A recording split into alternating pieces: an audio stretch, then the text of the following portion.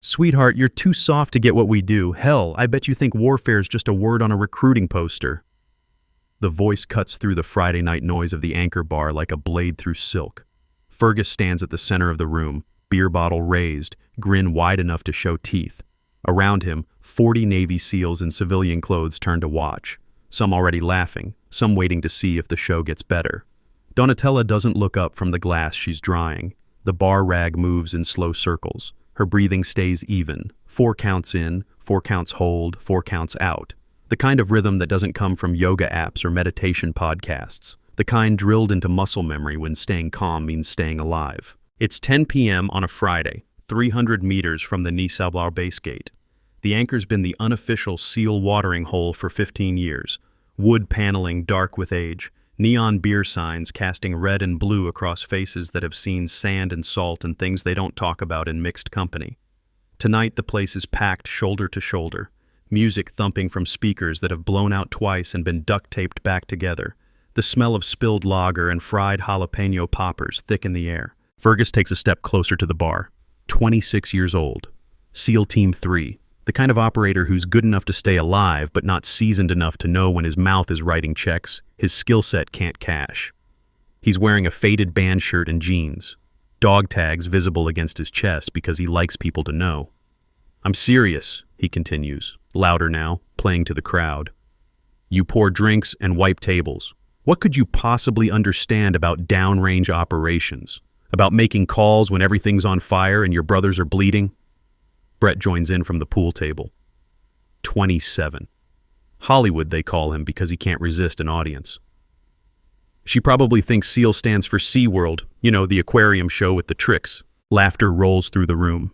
Not cruel yet, just the casual kind that happens when men are drinking and someone provides entertainment, but it has weight, the kind that presses down on whoever's in the center of the joke. Donatella sets the glass down. Her hand moves to the next one. 3 fingers on the neck of a beer bottle she's clearing from the bar top. Not the grip civilians use, not wrapped around the body or clutched from the top. 3 fingers, tactical. The way you hold something when you need control and might need to use it as a weapon if the situation turns. She shifts it to the trash bin. The motion takes less than 2 seconds. Master Chief Frank Dawson watches from the corner booth. 62 years old, retired SEAL Team 2. The original frogmen back when the community was smaller and the missions were quieter. He sits in shadow with a whiskey he's been nursing for an hour. His eyes track Donatella's hands. The way she moves, the way her weight shifts when Fergus steps closer. Wrong for a bartender, right for someone who's spent time in rooms where the exits matter more than the drinks. He leans toward Tom Briggs, the bar owner, 50-something, Army Ranger back in the 90s. Scar across his jawline from Mogadishu that he doesn't talk about. Tom's wiping down bottles behind the bar, close enough to Donatella to step in if needed, but far enough to let her handle it. "She moves wrong," Dawson murmurs, his voice barely audible under the music. Tom doesn't look at him, just nods once. "I know." Back at the bar, Fergus is still holding court. "Seriously though, you seem like a nice girl, but stick to what you know. Leave the heavy lifting to people built for it." Cole Hendricks speaks up from the side. 35. Senior Chief, 14 years in.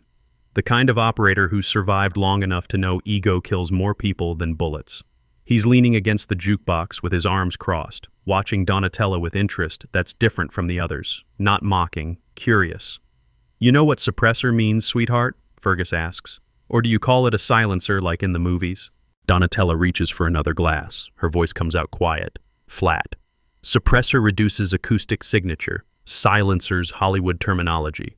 Doesn't actually make weapons silent." The room goes quiet for half a beat. Fergus blinks. Brett stops mid-laugh. Cole's eyebrows go up. Then Fergus recovers, grins wider. "Google's a beautiful thing, isn't it? You can learn all sorts of trivia without actually knowing anything real." The laughter comes back, louder this time. Someone whistles. The moment passes. But Cole keeps watching, his expression unreadable. Donatella's hand dips below the bar for half a second. When it comes back up, there's a fresh rag. But in that brief moment, Dawson catches sight of something. Knuckles wrapped in athletic tape, medical grade. The kind you use when joints are healing from impact. Not kitchen accidents, not gym mishaps. Impact. Fergus orders another round. Donatella pours without commentary. Her movement's efficient, no wasted motion. She sets bottles in front of the group with the labels facing out, exactly aligned, the kind of precision that doesn't come from hospitality training. "So what's your story anyway?" Brett asks. He's leaning on the bar now, chin on his fist, fake earnest. "Small town girl, big city dreams, moved out here for the California sunshine. Does it matter?" Donatella's voice is quiet. She doesn't look up from the tap. "See, that's what I mean," Fergus jumps back in. "No story, no background. Just another civilian coasting through life while we're out there holding the line." Marcus Walsh sits at a table in the back corner. 32, SEAL veteran. 8 years in before moving to support roles. He's been quiet all night, phone in his hand, screen angled away from the others. His thumb moves across the keyboard in short bursts. Not texting a girlfriend, not scrolling social media.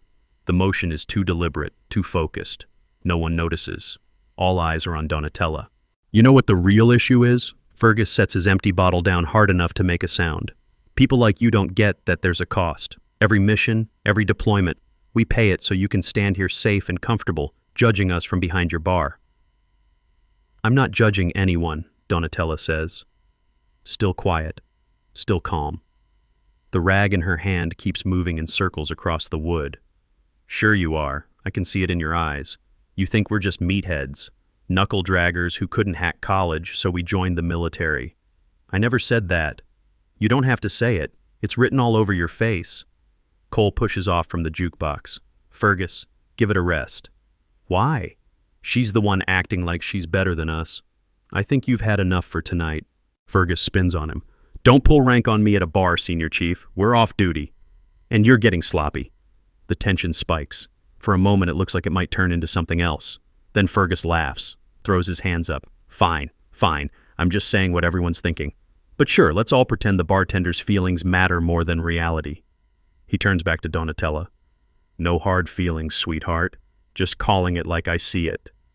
She meets his eyes for the first time, holds his gaze for 3 seconds, doesn't speak, then goes back to wiping glasses. Fergus takes it as submission, grins like he's won, heads back to the pool table. If you've ever been underestimated because of how you look or where you work, you know this exact feeling. The weight of judgment from people who don't know your story. Hit that like button if you want to see where this goes. And if you appreciate stories about quiet strength and patience, the thanks button helps us keep bringing content that matters. The night rolls on. Music gets louder. Crowd gets drunker. Donatella keeps serving, keeps moving. At 11 p.m., Tom brings out a tray of wings from the kitchen, sets them on the bar. "You good?" he asks under his breath. "Fine." Fergus is pushing. "I noticed. Want me to cut him off?" "Not yet." Tom studies her face, then nods, heads back to the kitchen. Donatella distributes the wings to tables. When she reaches Fergus's group, Brett looks up with theatrical surprise. "Oh, wow, service with a smile. Or wait, that's not a smile, that's just your face, right?" Scattered laughter. Donatella sets the tray down, turns to leave. Fergus reaches out, doesn't touch her, just blocks her path with his arm. "Hold up. Question for you." She stops, waits. "You ever done anything that actually mattered? Like really mattered? Not just punching a clock and collecting tips. Something where if you failed, people died. Move your arm, please." "That's not an answer. You're drunk." "I'm honest." He drops his arm. "There's a difference between us. You know that, right? You exist in the world we create. We exist in the world that wants to destroy you. That's just facts." Donatella walks away. Behind her, Brett starts filming on his phone, pans across the bar, zooms in on Donatella's back as she returns to her station. "This is going to be gold," he mutters to Fergus. "Bartender who thinks she's hard." Fergus grins. "Do it. Show people reality." Brett uploads the clip to the Team 3 group chat. Within 5 minutes, there are 15 comments, most of them mocking, some crude, a few creative with their insults. The video gets shared to 2 other groups. By 11:30, 50 people have seen it. None of them know Donatella. All of them have opinions. At the bar, she's pulling drafts for a new wave of orders. Her phone sits face down next to the register. It buzzes 3 times. She doesn't check it, just keeps pouring. The breathing rhythm never changes. 4, 4, 4. like a metronome behind her ribs. Cole walks up, leans against the bar, orders a water. When she sets it in front of him, he doesn't drink immediately, just rotates the glass, watching condensation run down the sides. "You handled that well," he says, quiet enough that only she hears. Handled what? Fergus. He gets mouthy when he drinks. Most people snap back. No point. Why not? She doesn't answer, just moves to the next customer. But Cole doesn't leave. He stays planted, watching. When there's a lull, he speaks again. "You know things you shouldn't." "Excuse me?" The suppressor comment, that was specific, correct, not something you Google. "Maybe I read a lot." "Maybe." He takes a sip. "But reading doesn't explain your grip." "My grip?" "On bottles. On the rag. 3 points of contact, weight distribution. That's combatives training." Donatella meets his eyes. Her expression doesn't change. "You're imagining things." "Am I?" "You should drink your water. Stay hydrated." Cole watches her for another beat, then nods slowly. "Right, sure." He pushes off the bar, heads back to his table. But he keeps glancing over. The curiosity hasn't faded. It's grown teeth. At the back table, Marcus is still on his phone. The screen glow reflects off his face in the dim bar light. His messages are short, encrypted, sent to a number that doesn't appear in any of his contacts. The timestamp reads 11:42 p.m. He types 3 sentences, hits send, slides the phone into his pocket, picks up his beer like nothing happened. 30 feet away, above the bottles, a security camera records everything. The angle catches Marcus's table perfectly. The timestamp burns in the corner of the frame. Later, when people review the footage, they'll see exactly what he was doing. But right now, in this moment, no one's watching except the lens. Midnight arrives. Fergus orders another round. He's past drunk now, into that territory where volume replaces wit and aggression replaces charm. He waves Donatella over. She approaches with 5 fresh bottles balanced between her hands. "Question," Fergus says, slurring slightly. "How much do you make in a night, like with tips and everything?" "That's personal." "Come on, ballpark." "Why does it matter?" "Because I want to know what the going rate is for someone who contributes nothing." Brett snorts into his beer. 2 other guys at the table shift uncomfortably. Cole is standing near the dartboard now, watching, not intervening yet but ready to. Donatella sets the bottles down. "Your drinks?" "I'm serious. What's the value of standing behind a bar compared to operating in hostile territory? Put a number on it." "Fergus." Cole's voice cuts across the space. "Warning." "What?" "I'm just curious about economics." "You're being disrespectful." "I'm being honest. There's a hierarchy in this world. Some people matter more than others. That's not mean. That's reality." Donatella turns to leave. Fergus stands up fast. The chair scrapes loud against the floor. He doesn't grab her, doesn't touch her, just moves into her path, close enough that she has to stop or collide with him. "Do you know what DevGru is?" he asks. She goes very still. "Yes." "Yeah? What is it?" "Naval Special Warfare Development Group." "And what do they do?" "Do high-value target operations, counterterrorism, direct action." Fergus's grin spreads. "Google again, right? You can recite facts, but you don't understand. You couldn't understand. Because you've never been there. Never felt what it's like when the rounds start flying and the only thing between you and a body bag is your training and your brothers." "You're right," Donatella says, voice flat. "I haven't felt that." "Exactly." Fergus steps aside. "Know your place, sweetheart. We're not the same species." She walks past him, back to the bar. Tom is there, jaw tight. Say the word, and he's gone. "It's fine." "It's not fine." 20 more minutes, then he'll leave on his own. Tom doesn't look convinced, but he doesn't push. Donatella returns to her station. The breathing continues, 444. In the corner, Dawson is standing now, his whiskey forgotten.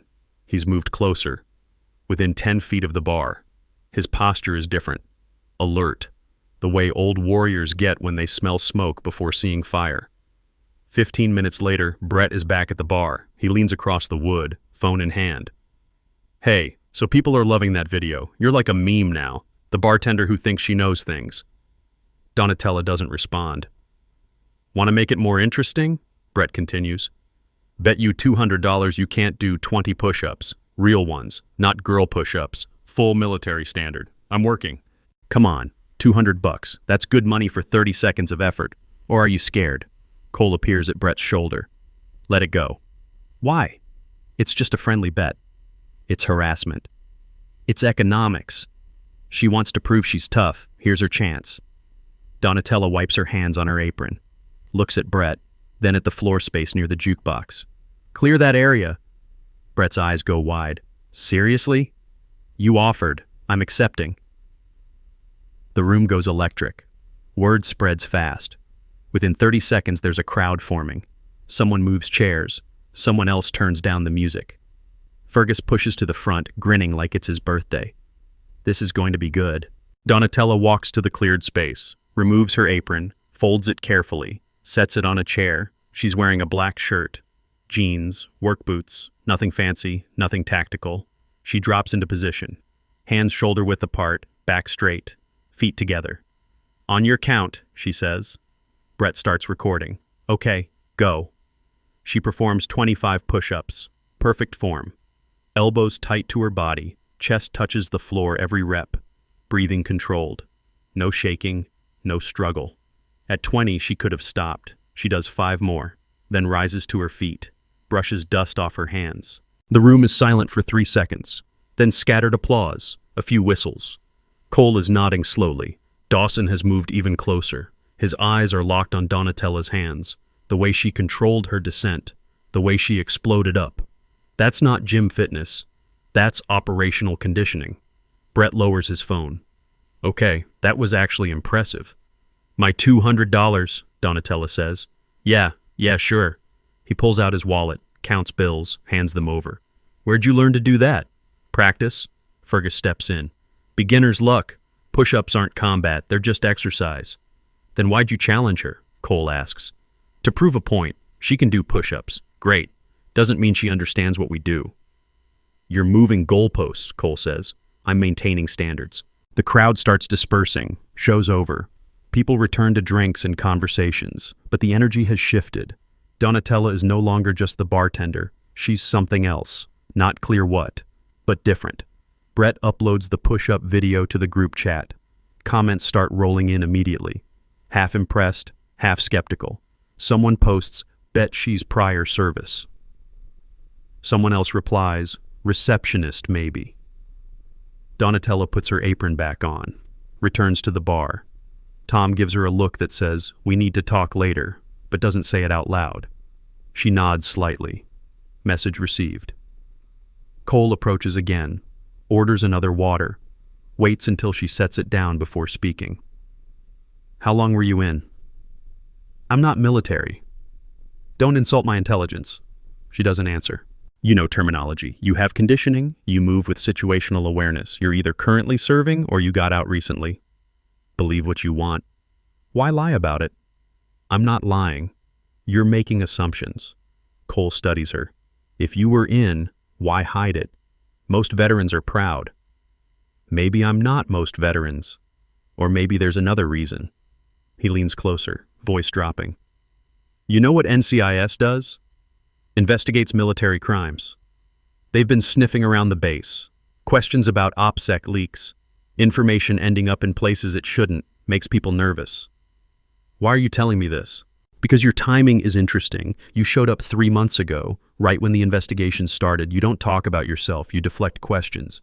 You're either running from something or you're hunting something. Donatella meets his eyes. Which do you think I am? I think you're dangerous, just not sure to who. He takes his water and walks away. Donatella watches him go. The breathing stays even. 4, 4, 4. But behind the calm, something is tightening.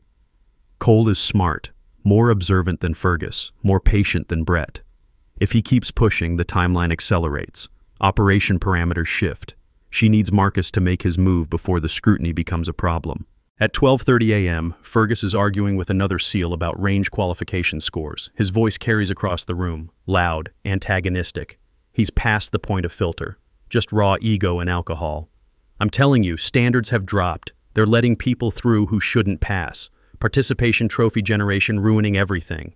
The other SEAL, younger, fresh out of buds, bristles. I qualified expert. On a basic range, big deal. You think that translates downrange? It's the same weapon system. It's not the same pressure, not the same stakes. You've never had someone shooting back. And you have? 3 deployments. Don't lecture me about combat. Cole moves to break it up, but Fergus is already escalating. He turns suddenly, scans the room, lands on Donatella, points. Tell you what, let's have her settle it. Random civilian, neutral opinion. Hey, bartender. Donatella looks up. Come here, need you to weigh in. I'm busy. It'll take 5 seconds. She walks over, reluctantly, stops at the edge of their table. What? Fergus gestures at his opponent. This kid thinks range scores matter. I'm saying real-world experience trumps everything. What do you think? I think you're drunk. That's not an answer. I think shooting paper targets is different from making decisions under fire. But scores still matter because they demonstrate fundamental skills. Both things are true. The young SEAL nods. See? Fergus glares. Whose side are you on? I'm not on a side. You asked for an opinion. Yeah, but I expected you to back experience over theory. Why would I do that? Because it's common sense. Donatella starts to turn away. Fergus reaches out. Doesn't grab her, but his hand hovers near her arm, close enough to make her freeze. Hold on, one more question. You ever been in a situation where you had to make a life or death call? Move your hand. Answer the question first. Cole is on his feet now, moving toward them. But before he arrives, Donatella speaks. Her voice is quiet, cold. The kind of cold that comes from controlled fury. Yes. Fergus blinks. Yes, what? Yes, I've made life or death calls. Yes, I understand pressure. Yes, I know what it costs. Move your hand. He drops it, steps back. For a moment, his expression flickers, uncertainty. Then the mask returns. Stolen valor is a crime, you know. I'm aware. You're claiming military service? I'm claiming I've answered your question. Are we done? Not even close. Fergus's voice gets louder. The room is listening again. You want to stand there and tell me you've seen combat? You? A bartender? I'm telling you to drop this conversation. Because you can't back it up. You're lying. Stolen valor. That's what this is. Will she break cover to defend herself or stay silent while he calls her a liar to her face? Drop a comment below with your prediction. And subscribe so you don't miss the next part because this situation is about to explode. Tom emerges from the back. His voice cuts through the noise. Fergus, you're done. Pay your tab and leave. I'm calling out a fraud and you're kicking me out? You're harassing my employee and you're drunk. That's 2 reasons. You want a third? Fergus looks around, sees Cole shaking his head, sees Brett packing up his phone, sees the room turning uncomfortable. He throws bills on the table. Fine, this place is trash anyway. But he doesn't leave. Not yet. He walks to the bar, leans across, gets close enough to Donatella that she can smell the beer on his breath. I know you're lying, he says, low, threatening. I don't know why or what your angle is, but you're a fake, and I'm going to prove it. Count on that. She doesn't respond, doesn't blink, just stares back with eyes that hold nothing. No fear, no anger, just emptiness, the kind that comes from seeing worse things than drunk SEALs in bars. Fergus holds her gaze for 5 seconds, then breaks, steps away, heads for the door. Brett and 2 others follow. The group leaves in a cloud of noise and bravado. The moment the door closes, the pressure in the room drops. People exhale. Conversations resume. The music gets turned back up. Tom approaches Donatella. You okay? Fine. He's going to be a problem. I know. Want me to ban him? No, he needs to come back. Tom frowns. Why? She doesn't answer. Just resumes wiping glasses. The rhythm returns. 4-4-4. In the corner, Dawson is still watching. He's seen enough combat to recognize a trap when it's being set. He doesn't know the specifics, doesn't know the players or the operation, but he knows bait when he sees it. And he knows hunters who are willing to bleed themselves to draw prey close. He finishes his whiskey, leaves cash on the table, walks to the bar, catches Donatella's eye for 1 second, nods once. She nods back, understanding passing between them without words. Then he's gone, out into the California night. The bar closes at 2 a.m. Last customers filter out. Tom locks the door, flips the sign, starts stacking chairs. Donatella wipes down surfaces, collects glasses. Neither speaks for 10 minutes. The silence is comfortable. The kind people who trust each other can share. Finally, Tom breaks it. How much longer? Days. Maybe a week? And then? Then it's over. One way or another. One way or another. He stops stacking, looks at her. I'm going to ask you something, and I want a real answer. Okay. Are you in danger? Donatella rinses a glass, sets it upside down to dry. Always. That's the job. Is it worth it? Do you remember Mogadishu? He touches his jaw, the scar. Every day. Was that worth it? I was saving my brothers. Then you already know my answer. Tom nods slowly, doesn't ask more questions. They finish cleaning in silence. At 2:30 a.m., Donatella hangs her apron, grabs her jacket. Tom walks her to the back door. Tomorrow night? He asks. Tomorrow night. He'll be back. I'm counting on it. She steps into the alley. The door closes behind her with a solid metal thunk. Above, stars are hidden behind coastal fog. The sound of distant traffic filters through the darkness. She walks 3 blocks to a studio apartment above a laundromat, climbs the stairs, unlocks the door. Inside, the space is sparse. Mattress on the floor, folding table, 2 chairs, a laptop closed and locked. On the wall, a calendar with dates crossed off. 87 days so far. The apartment has no personality, no photos, no decorations. It's a shell, a skin she wears for the mission. Nothing more. She sits at the table, opens the laptop, types a password. The screen fills with encrypted messages. She composes a brief report. Status update. Fergus making his move. Cole suspicious but manageable. Marcus transmitted twice during the incident.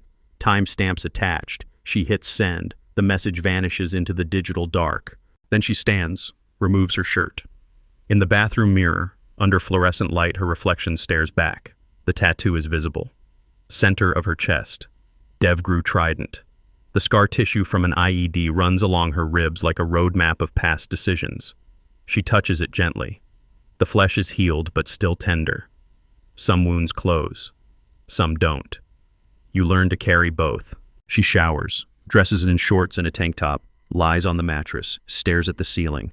Tomorrow, Fergus will tell his story. The video will spread, the narrative will build, and Marcus will keep transmitting because he thinks the chaos provides cover.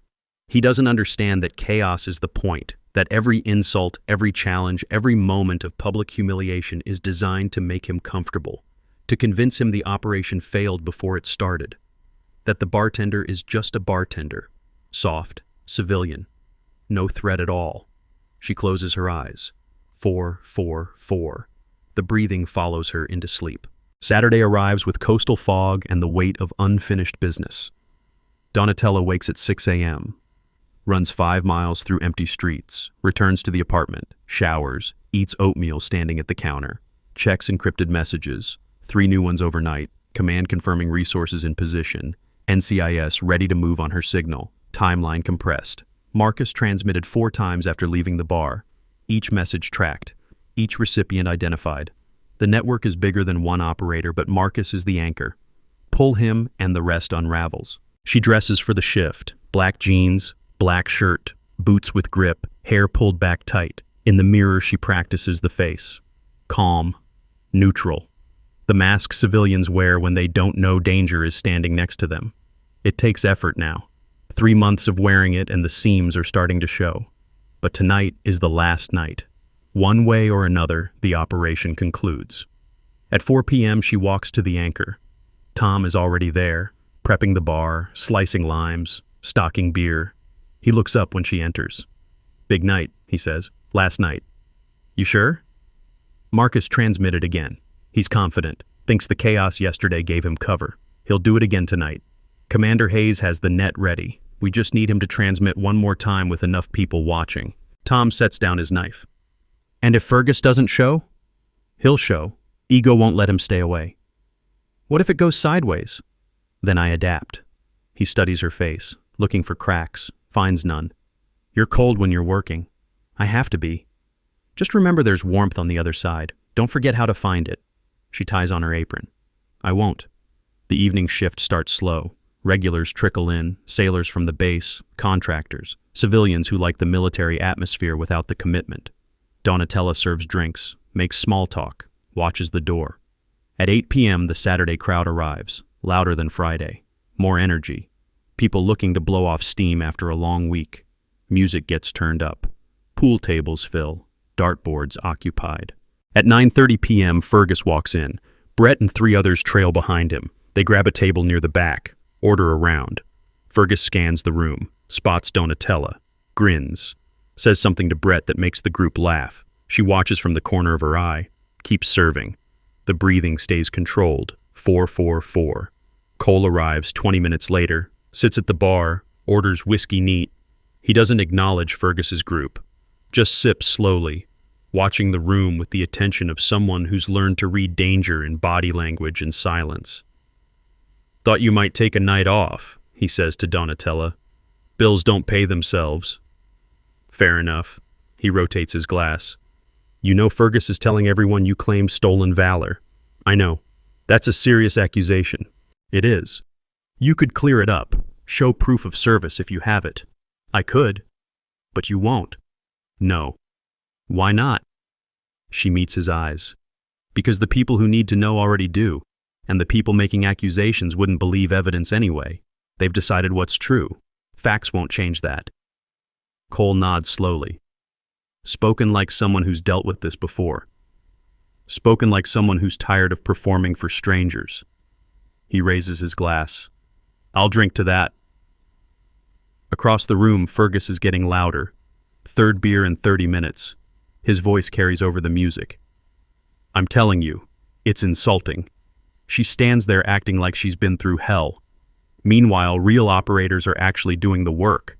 Brett films again, panning across the bar, catching Donatella in the background. The video goes to the group chat immediately. Comments start piling up. Confront her. Make her admit it. Stolen valor needs consequences. At 10 p.m., Marcus arrives. He doesn't join Fergus's table, takes a booth alone, orders a beer, pulls out his phone. The screen casts blue light across his face. His thumbs move in familiar patterns, short bursts, encrypted syntax. Above him, the security camera records every angle, time stamp burning in the corner. Outside, in an unmarked sedan, 2 NCIS agents watch a live feed, waiting for the signal. The bar reaches capacity, standing room only, bodies pressed close, conversations overlapping into white noise. Donatella moves through the crowd with trays balanced, taking orders, delivering drinks. Her situational awareness is constant, every exit mapped, every potential threat assessed. Cole watching from the bar, Fergus drinking with intent, Marcus transmitting in the corner. Dawson hasn't arrived yet, but she knows he will. He's been coming every Friday and Saturday for months. Routine is religion for old warriors. At 10:45 p.m., Dawson walks in, takes his corner booth, orders whiskey, settles into shadow. His eyes find Donatella immediately. She gives a slight nod. He returns it. Then they both wait. 11 p.m. hits and the energy shifts. Alcohol reaching critical mass, inhibitions lowering. Fergus stands, walks to the bar, leans across the wood, close enough that Donatella can smell the beer again. "So I've been thinking," he says, voice loud enough for people nearby to hear. "About yesterday, about your claims." "I didn't claim anything." "You said you'd made life or death calls. That's claiming combat experience." "I answered a question. With a lie." "Move back. You're in my workspace." "Not until you admit it. You lied. You pretended to be something you're not. That's stolen valor. That's a federal crime." Tom appears. "Fergus, final warning. Step away." "Or what? You'll kick me out for asking questions?" "I'll kick you out for harassment." "This isn't harassment. This is accountability." Cole slides off his stool, moves toward them. "Let it go." "Why does everyone keep protecting her?" Fergus spins to face the room, addresses the crowd. "This woman claims military service but won't provide proof. She uses terminology she Googled. She performs party tricks like push-ups and acts like that means something. And when called out, she hides behind the bar owner and senior enlisted. Why? What's she hiding?" The room goes quiet. All eyes on Donatella. She stands motionless, tray in hand, face neutral. The breathing continues. 444. Inside her chest, her heart rate stays below 70. Training, discipline, the ability to remain calm when everyone expects you to break. Brett films. Marcus glances up from his phone, types faster. 3 sentences. Hit send. The message leaves his device, travels through encrypted channels, gets intercepted by NCIS monitoring equipment, triangulated, logged. The evidence stack grows. Well? Fergus pushes. Got anything to say? I have work to do. That's not an answer. It's the only one you're getting. He laughs, sharp, mocking. See? She can't defend herself because there's no defense. She's a fraud, plain and simple. Donatella sets the tray down, unties her apron, folds it carefully, sets it on the bar. Tom watches her with concern. Cole moves closer. The room holds its breath. You want proof? She asks, voice quiet. That's what I've been asking for. Then follow me outside, away from cameras and witnesses. I'll show you exactly what I am. Fergus blinks. What? You heard me. Outside. Just you and me. You want to know if I'm real? Find out. That's not how this works. No? I thought you wanted accountability. Thought you wanted truth, or do you only want an audience? His face flushes. I'm not going anywhere alone with you. Then stop running your mouth. Brett hoots. She called you out. Fergus spins on him. Shut up. Then back to Donatella. Fine. You want to do this here? Let's do it here. He steps around the bar, violating the boundary between customer space and workspace. Tom moves to intercept, but Donatella raises a hand. One gesture. It's fine. Tom stops but doesn't retreat, just watches, ready. Fergus stands close, invading personal space, using his height, his bulk, the physical intimidation that works on people who haven't been trained to ignore it. Show me your military ID. I don't carry it while working. Convenient. Show me your CAC right now, without going to your wallet. He hesitates. That's different. How? Because I'm not the one lying. You're the one making accusations without evidence. The evidence is your refusal to prove yourself. The evidence is you're drunk and looking for a fight you can't win with words, so you're trying intimidation. Something in Fergus snaps. The alcohol, the ego, the pressure of being challenged in front of his peers. He reaches out, grabs her shoulder, not hard enough to injure, but firm enough to be aggressive. Maybe you need someone to teach you respect. The room tenses. Cole is moving. Tom is reaching under the bar. Dawson is standing. But before anyone can intervene, Donatella reacts. Pure reflex, muscle memory taking over. Her hand comes up. Wrist control. Textbook. She rotates his arm at the joint. Not breaking, not damaging, just controlling, redirecting force. Her other hand moves to his elbow, applying pressure to the nerve cluster. Fergus's eyes go wide. He tries to pull back. She follows the motion, staying with him, maintaining control. Then she releases and steps back, creating distance. Hands up, defensive posture. Fergus stumbles, off balance, angry, humiliated. He surges forward. You just assaulted me. You grabbed me first. That's battery. I defended myself within legal limits. Like hell! He reaches for her again, this time going for her collar.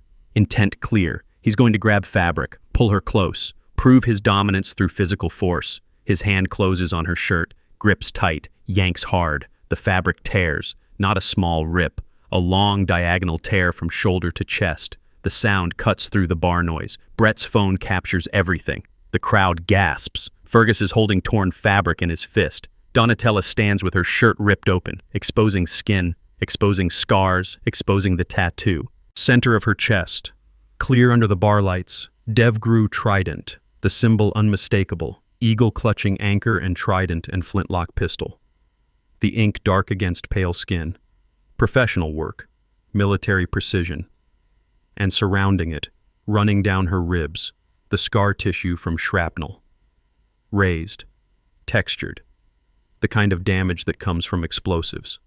From being too close when the world turns to fire and metal, Fergus still has the torn fabric in his hand, still laughing, hasn't processed what he's seeing.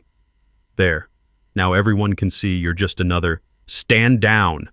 The voice comes from the corner. Master Chief Dawson on his feet, moving forward, face carved from stone, finger pointing at Donatella's chest, at the tattoo, at the evidence that can't be faked.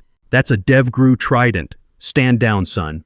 The bar goes silent. Not quiet. Silent. The kind of absence of sound that happens when reality shifts and everyone needs a moment to process. Fergus looks down, sees the tattoo, sees the scars. His face drains of color. The torn fabric falls from his hand. Brett lowers his phone. Mouth open. Cole freezes mid-step, expression shifting from concern to recognition to something like awe. The crowd presses closer, phones come out, flashes firing, everyone wanting proof they witnessed this moment. Donatella stands still, breathing controlled. 444. She doesn't cover the tattoo, doesn't hide, just meets Fergus's eyes with absolute calm. "You wanted proof," she says, quiet, level. There it is. The front door opens. Commander Patricia Hayes walks in, 40 years old, NCIS, wearing a windbreaker with agency identification visible.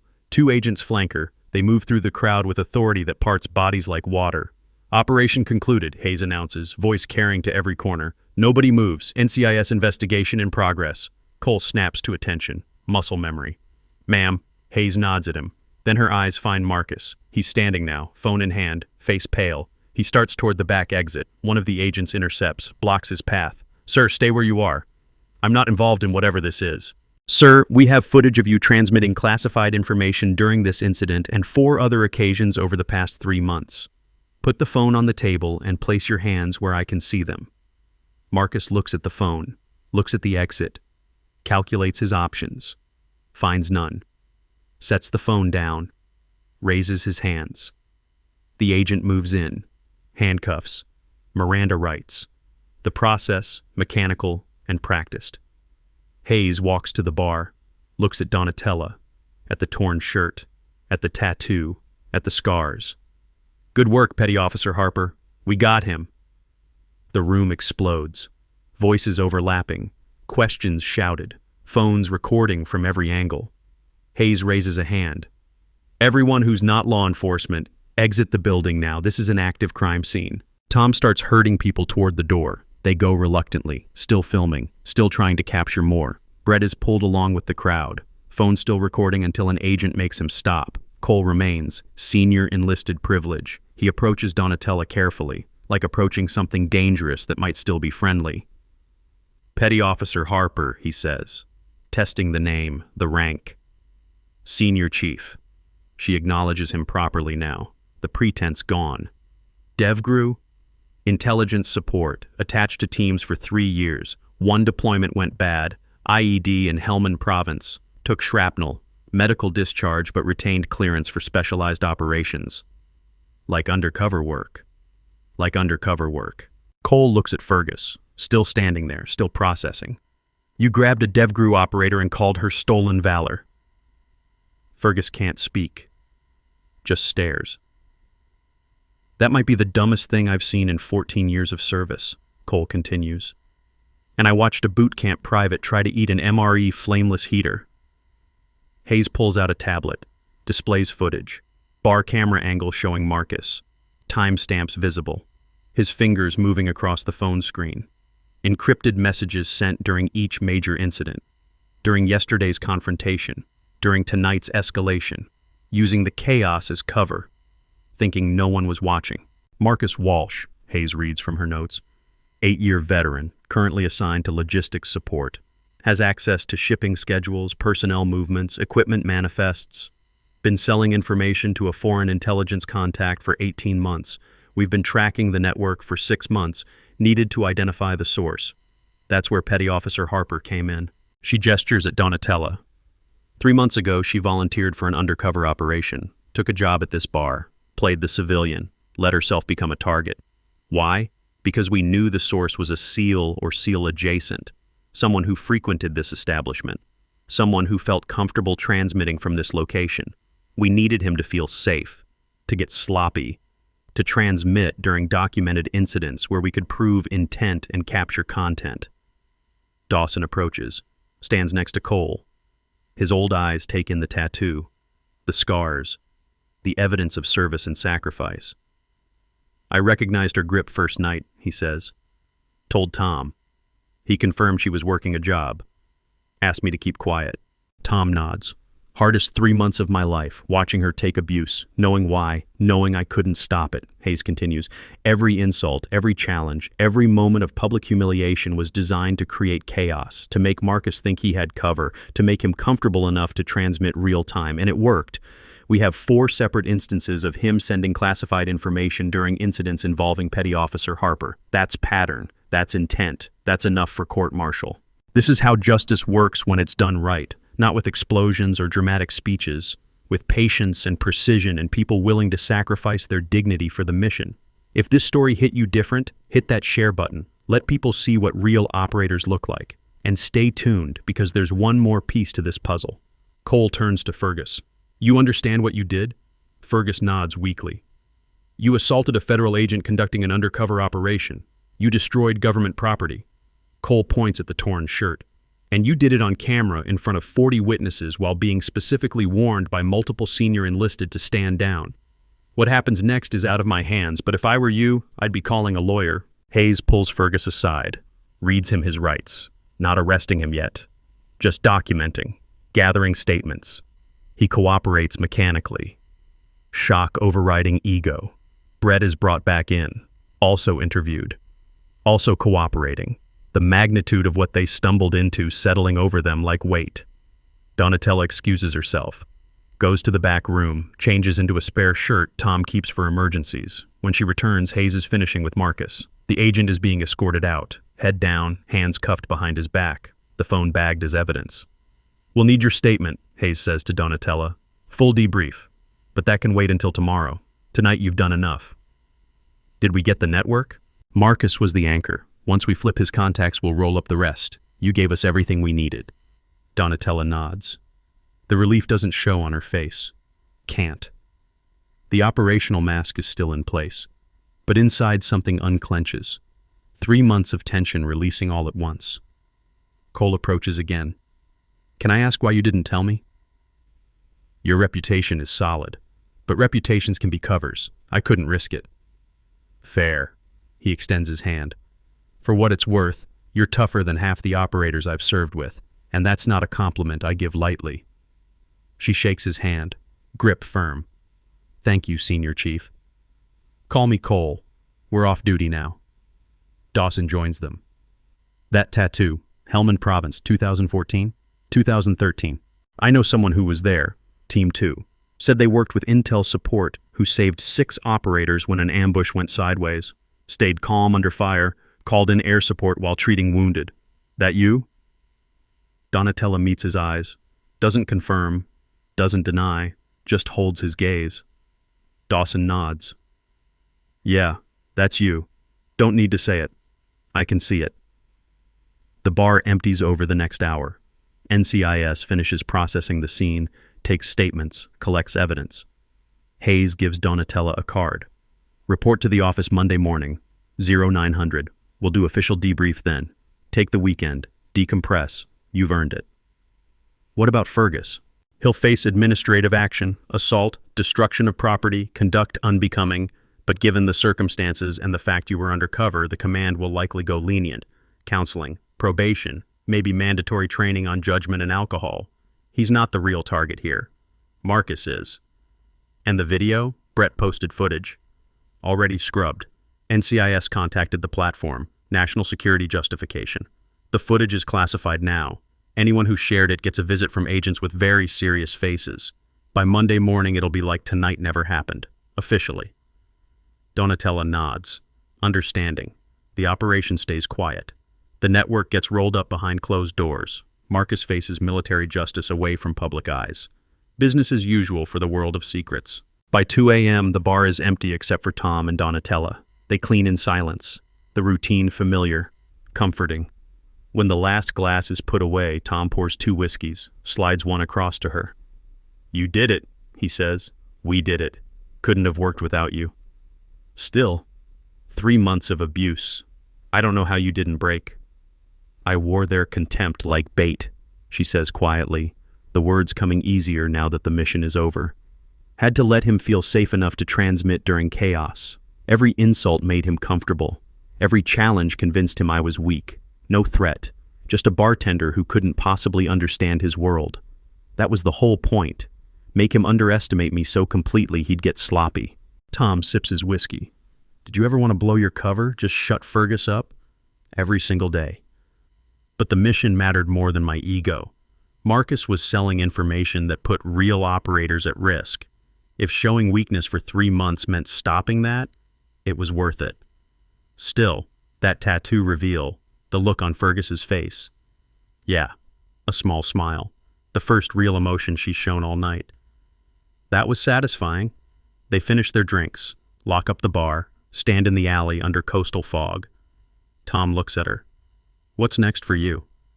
Depends on the debrief. If the network is as big as Hayes thinks, they might need me for more undercover work. If not, I'll go back to analyst work. Desk job, quiet. You miss it, operating? Every day. But shrapnel and medical discharges don't care what you miss. You adapt. You find new ways to serve. This operation proved I can still be useful, just in different capacity. Tom nods. Well, for what it's worth, you're welcome back behind my bar any time. Though maybe without the secret mission next time. Deal. They part ways. Donatella walks back to her apartment, climbs the stairs, unlocks the door. The space is exactly as she left it. Sparse. Temporary. She sits at the laptop, opens encrypted channels, types her final report. Operation successful. Target acquired. Network compromised. Standing by for next assignment. She hits send, closes the laptop, lies on the mattress, stares at the ceiling. The breathing continues, 444. But now it's not controlled calm. It's actual rest, the weightlifting, the mission complete. Sleep comes easier than it has in 3 months. Sunday morning arrives with sun burning through fog. Donatella wakes at 8 a.m. The late rise feels decadent after months of 6 a.m. alarms. She makes coffee, sits at the window, watches people walking dogs, couples getting breakfast. Normal life happening outside while her world exists in shadows and clearances. Her phone buzzes. Text from Hayes. Monday debrief confirmed. 0900. Bring coffee. It's going to be a long one. Another text. This one from Cole. Team's doing a beach run at 1100 if you want to join. No pressure. Just an invite. She considers. The old instinct says no. Stay separate. Maintain boundaries. But the operation is over. The cover is blown. And maybe connection is okay now. Maybe being part of something again is allowed. She texts back. I'll be there. At 11 a.m. she meets Cole and 6 other SEALs at the beach. They run 5 miles along the coast. No one asks about Friday night. No one mentions Marcus or Fergus or undercover operations. They just run. Together. The way warriors do when words aren't necessary. When shared experience says everything. Afterward, they grab food from a taco truck, sit on the sand, watch surfers. Brett shows up, awkward, apologetic. I deleted everything, he says to Donatella. NCIS already told me, but I wanted you to know I'm sorry for filming, for posting, for not seeing what was actually happening. You didn't know, she says. I should have been smarter. Fergus was the ringleader. You followed. That's different from leading. Still nothing. You're apologizing. That's what matters. Learn from it. Do better next time. He nods, grateful for the grace. He leaves quickly, the discomfort still heavy on him. Cole watches him go. Think he learned? Time will tell. Some people change. Some just get better at hiding. Cynical. Realistic. Fair. They sit in comfortable silence. Eventually, Cole speaks again. Hayes mentioned the network is bigger. Multiple contacts, different branches. This could take years to unravel. Probably. You going to be part of it? If they need me. That's not an answer. Donatella watches waves break against shore. Thinks about tattoos and scars and the cost of service. Thinks about 3 months of abuse and the satisfaction of justice delivered cold. Yes, she finally says. If they need me, I'll go again. Because someone has to. And I know how. Monday morning, 0900. Donatella walks into NCIS field office. Hayes meets her in the lobby, leads her to a conference room. Inside, 3 other agents, a JAG officer, a captain from Naval Special Warfare Command. They spend 4 hours going through everything, every incident, every interaction, every moment documented and analyzed. Marcus's phone gets dissected, the encryption broken, messages extracted. The network maps across 3 countries, 7 contacts, 2 active foreign intelligence officers. The damage assessment takes weeks, but the initial report is clear. If Donatella hadn't stopped it, operational security across multiple theaters would have been compromised. Lives would have been lost. The captain from Nisaldar's command stands, extends his hand. Petty Officer Harper, on behalf of the command, thank you. What you endured for this mission exemplifies the best of naval special warfare. Your service honors the trident you wear. She shakes his hand. Just doing my job, sir. No, you did far more than that, and we won't forget it. The meeting ends. Hayes walks her out. In the hallway, away from the others, she hands Donatella a thin folder. Manila, unmarked. This arrived this morning. Classified courier. Above my clearance level. Donatella opens it. Inside, a single sheet. Redacted coordinates. A date 3 weeks out. A code phrase. Tower 7 sends regards. What is this? She asks. I don't know. Whatever it is, it's bigger than Marcus. Bigger than this operation. Someone high up thinks you're ready for the next level. Donatella stares at the coordinates. Recognizes the region. Not Middle East. Not Europe. Something else. Something that makes her pulse quicken despite 3 years of controlling her responses. You don't have to take it, Hayes says. You've done enough. Medical discharge means you can walk away. No one would blame you. But I've read your file, all of it, including the classified sections. You're not someone who walks away when there's work to be done, are you? Donatella closes the folder, tucks it under her arm. When do I leave? Hayes smiles. 3 weeks. Report to coordinates on the date specified. Someone will contact you with details. Until then, you're on stand down. Rest. Recover. Prepare. They shake hands. Donatella leaves the building, walks to her car, sits behind the wheel, stares at the folder. 3 weeks until the next mission. 3 weeks to be normal, to sleep in, to not measure every word and gesture, to just exist. She starts the engine, drives to the anchor. Tom is inside, cleaning, prepping for the week. He looks up when she enters. How'd it go? Network's being rolled up. Marcus is cooperating. Fergus got official counseling and probation. Brett's on thin ice but salvageable. The command is implementing new OPSEC protocols, and I have 3 weeks before my next assignment. Tom sets down his rag. Next assignment? She shows him the folder. Not the contents, just the existence. Bigger than this one. Can't talk about it. Dangerous? Probably. Worth it? She thinks about Fergus's face when the tattoo was revealed. About Marcus in handcuffs. About operators who'll never know the threat that was stopped. About missions that succeed in silence while the world keeps spinning oblivious. Yeah, she says. Worth it. Tom nods. Then I'll keep your job open, for when you get back. Might not come back. Then I'll keep it open anyway. Hope's not a strategy, but it's all we've got sometimes. She helps him prep the bar. They work in silence, the routine soothing.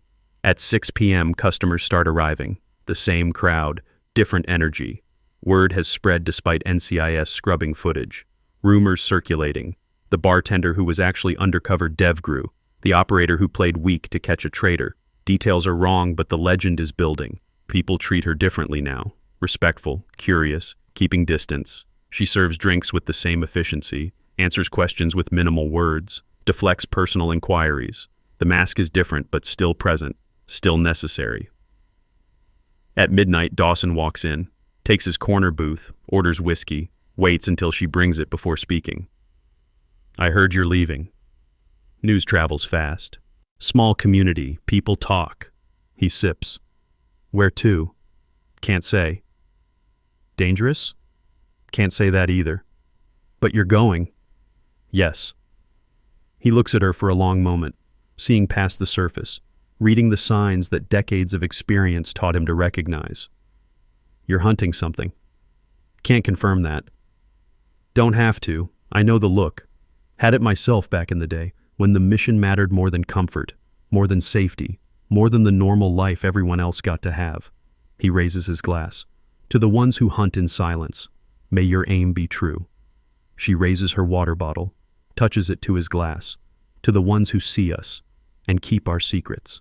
They drink, understanding flowing between them.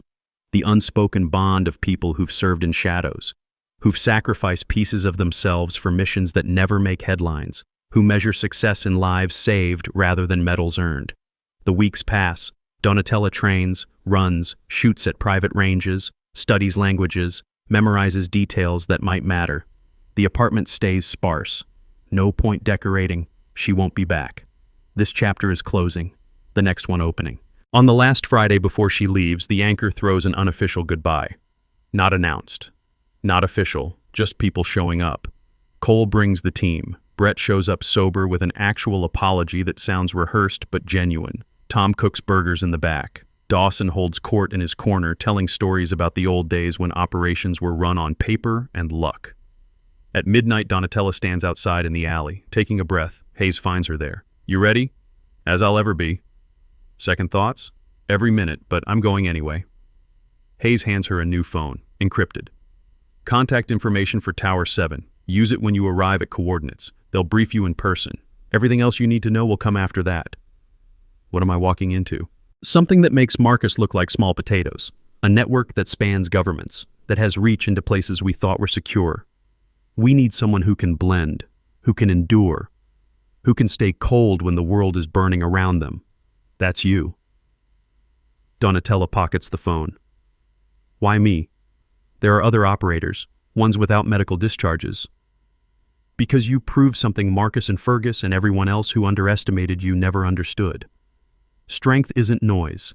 It's discipline when no one is clapping. It's endurance when no one's watching. It's staying patient when everyone expects you to break. That's rare. That's valuable. That's why you." They stand in silence, fog rolling in from the coast, the sound of the bar muffled behind closed doors. Two women who've chosen service over comfort, who measure their worth in missions completed rather than lives lived. "Justice isn't loud," Donatella says quietly. "It's patient." Hayes nods. "And sometimes it's a bartender who everyone thought was too soft to matter, until the moment she revealed she was the hardest thing in the room." Inside, Tom rings the bell. Last call. The night winding down. Donatella pushes off the wall, walks back to the bar, serves final rounds, cleans up, goes through the routine one last time. At 3 a.m., she hangs her apron. Tom locks the door. They stand outside under clearing skies. "Don't die," he says. "I'll do my best." That's not reassuring. It's honest. He pulls her into a hug, quick, firm.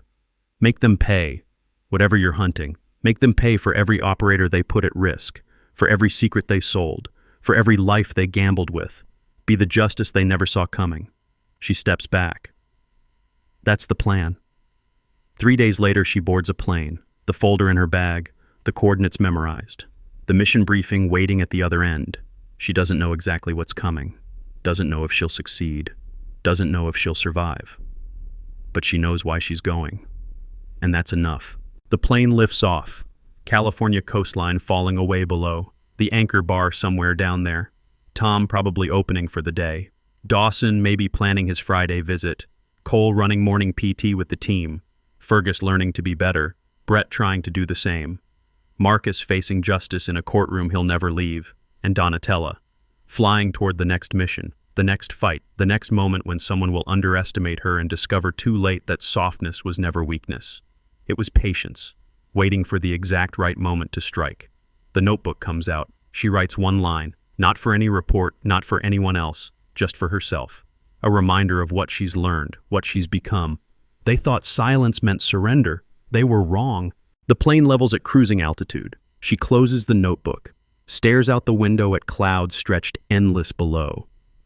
Somewhere down there, people are living normal lives, going to jobs that end at 5 p.m., complaining about traffic and weather and things that don't involve coordinates and classified briefings.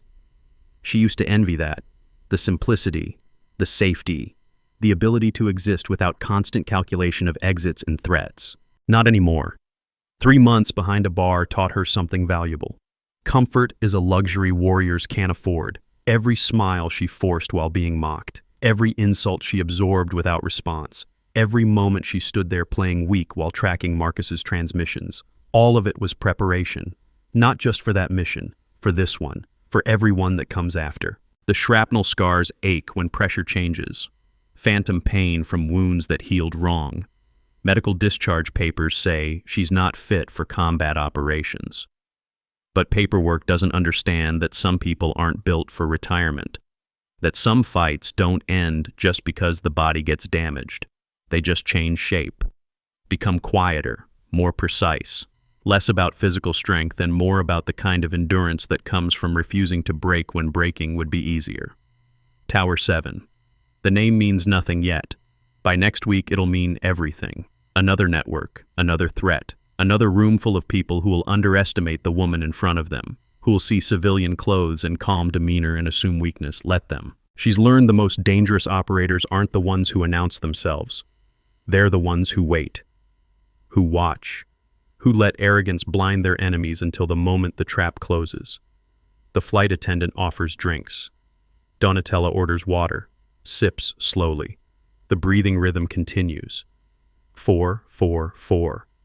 A metronome of discipline that carried her through explosions and undercover operations and will carry her through whatever comes next.